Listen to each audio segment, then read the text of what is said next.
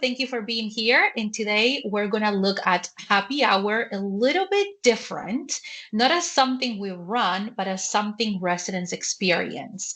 We're going to talk about the standards and, again, what is a good elevated happy hour. So here we go. All right, so before we get into how to do this well, let's take a second and talk about what happy hour actually is for our residents. Because this is not just another activity, this is something we've done for years after work, with friends, socially. It's familiar, it's part of real life. So there is an expectation, even if nobody says it out loud. They expect it to feel relaxed. They expect it to feel social. They expect it to feel like something they're choosing to be part of, not something they've done for them.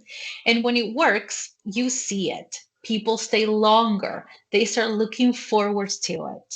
They talk about it afterwards. So, as we go through this, I want you to think less about how do we run happy hour and more about what would I actually enjoy walking into this myself.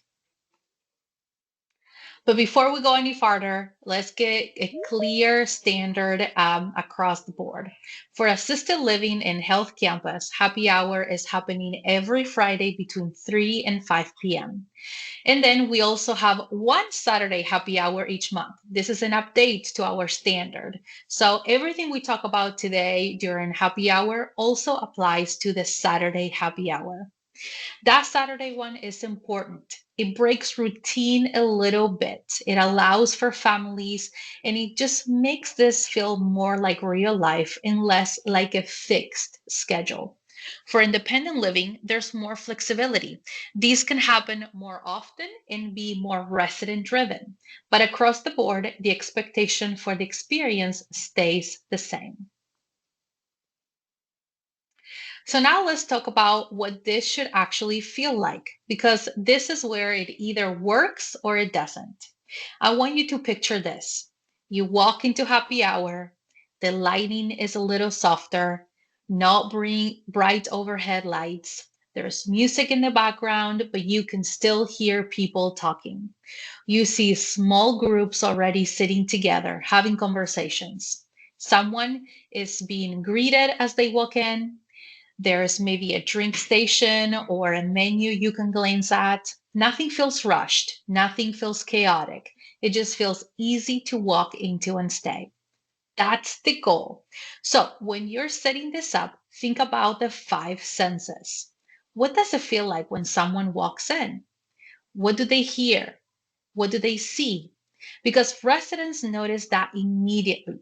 And a simple check is if you walked into your own happy hour, would you stay or would you leave after a few minutes? Here's the part that makes the biggest difference, how we actually create that environment. Because this is where small changes make a big difference. First, space. If we're doing a happy hour in the same exact setup as whatever was the happening before, the activity before happy hour, it still feels like an activity. So shift it, move the furniture, change the layout, create smaller seating areas where people can actually talk. And ideally, throughout the month, we're not always using the same exact space. Use your patio spaces. If you have a different room, rotate it. That alone makes it feel more like a real social experience instead of something repetitive. Now let's talk about the bar experience. If someone is serving drinks, let it actually feel like a bar. Use a shaker, garnish the drink. Let residents see it being made. That moment, just watching a drink being made, changes the whole feel. And visually, can the person serving look a little different? Maybe it's an apron, a shiny vest, something simple, but something that signals that it's not the same setup as earlier today. Menus are another easy win.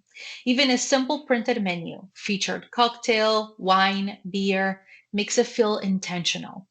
And I love the idea of a signature drink. drink of the month, drink of the day, something people can look forward to. That could even tie into the seasons.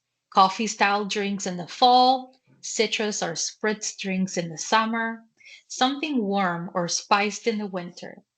Then you've got the basics: real tableware when possible, music that supports the space, not takes over, and overall a setup that feels adult, social, and relaxed. None of this is expensive, but it is very noticeable.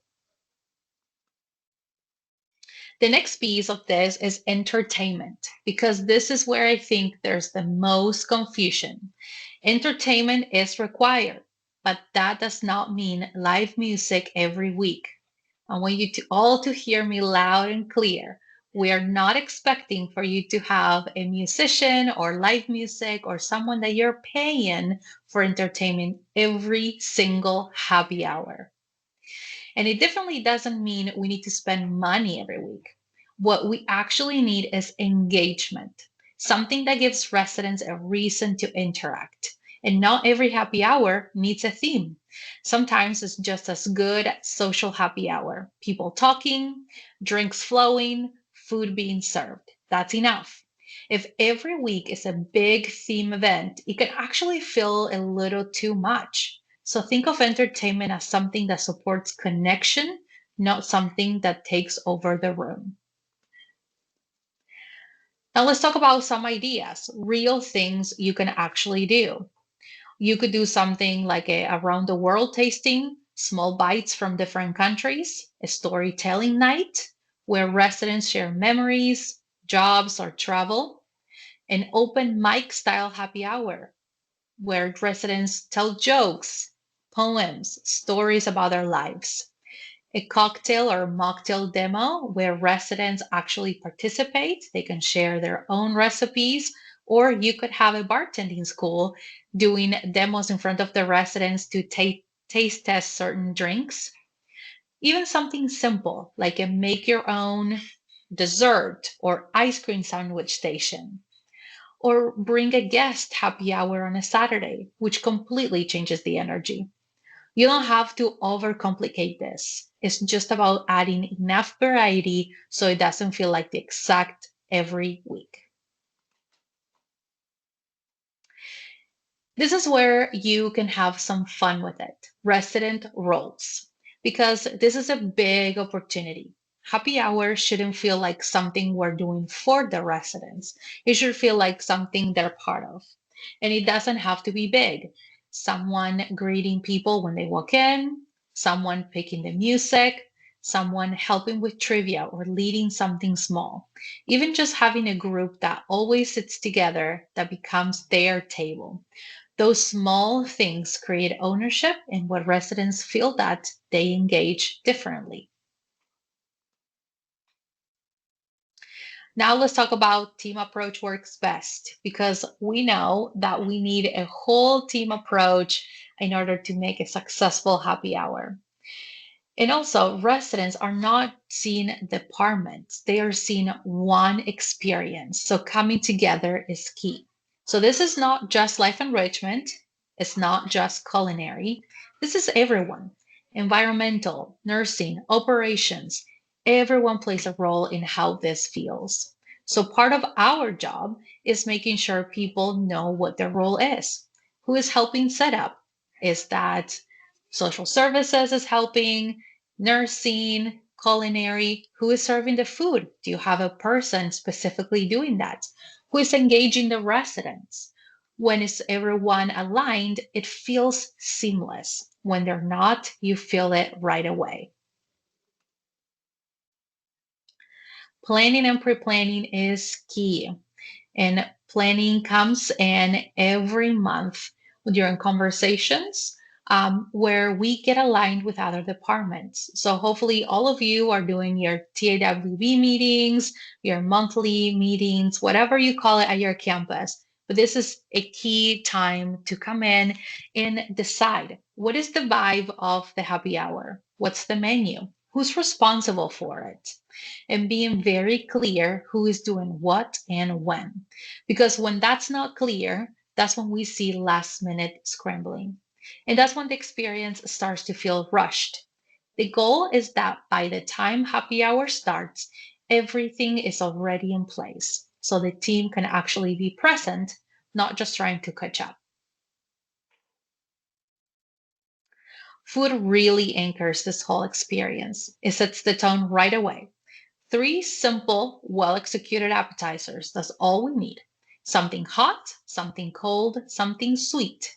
But how it looks matters. If it looks intentional, it feels intentional. And that's what makes it feel different from just a snack or something quick. Now, for legacy, for all of you in memory care, the expectation does not change. The experience is still there. Happy hour should occur every Friday at the same time as the main campus inside of Legacy. Same thing for Saturdays. But we may change how we deliver it in memory care. We're making sure it's approachable, comfortable for the residents, but it's still social. It may mean smaller happy hour or smaller food display for our residents, maybe more personalized engagement, thoughtful with the choices around what we're offering. Or if we have live entertainment, what could that be? So it's not very overwhelming for our residents. But it should still feel like something residents can enjoy and be part of, not something happening around them. And for those of you in independent living, this is where we can really elevate things. These residents choose this lifestyle and their expectations are high. So, yes, they may be more involved in planning or hosting of the happy hour, but that doesn't mean the experience should be lower. If something, it should feel even more elevated. This is where you can lean into resident led ideas, partnerships, more frequent events, but still making sure it feels intentional and when pulled together. And just for all of you in independent living, even though our standard of happy hour is every Friday, that does not mean it's the standard for independent living either.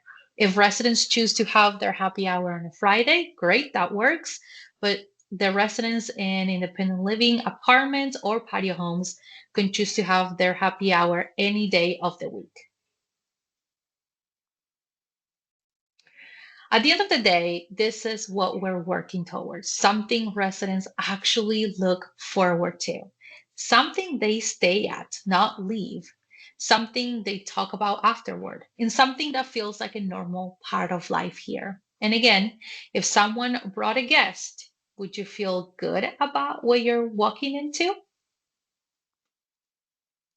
I want to thank you all for being here today for this short happy hour webinar, for the work you're doing.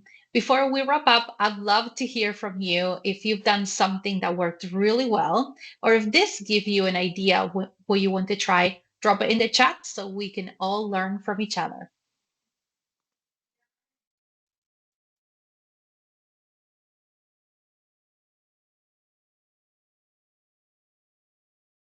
See everybody here. If you have any questions or any ideas you would like to share with the rest of the team, put them in the chat. You are more than welcome as well to unmute yourself.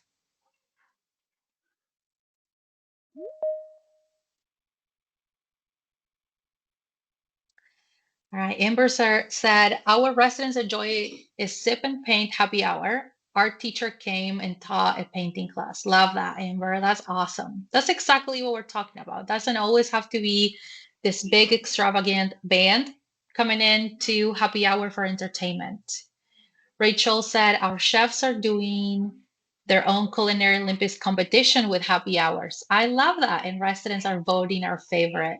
That's a great, yeah, that would be great training for your chefs, right? To get them up to speed. Maybe the residents can pick their own surprise element or ingredient that, the chefs wouldn't know and the chefs have to cook it in front of them for happy hour. That's great. Choir came and sung too. That's awesome. Ryan said, I'm excited about changing it up with entertainment. I have a friend who is a magician, so I'm going to bring him. Yes. What about they do magic throughout the campus, right? Even for residents that maybe are not able to come out of their rooms, they can go in there for a little bit and do a quick magic trick in there. Strawberry social. I love strawberries. We're going to our local fresh time for an outing to pick out our berries and making our own strawberry shortcakes. Love that. That's awesome. That's great. Board games. Yes. Don't we all sometimes have a board game night, or there is a bar around town, right, that they may have game nights there? That is absolutely great for um, happy hour.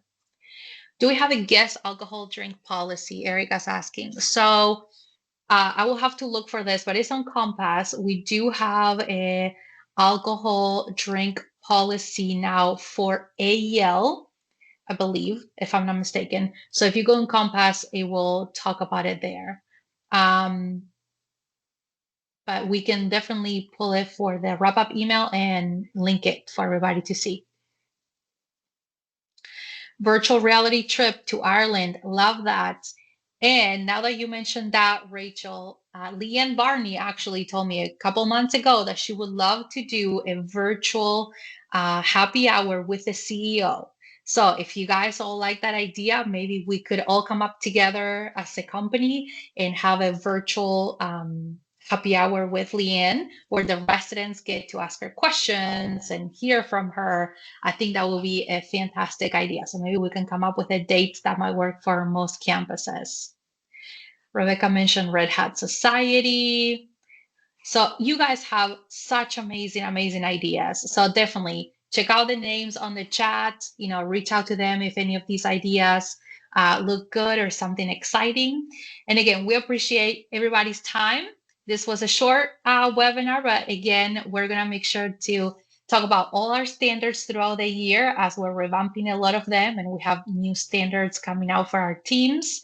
If you have any questions after this, please reach out or to these amazing people putting ideas in the chat or your support. And we hope you have a great day.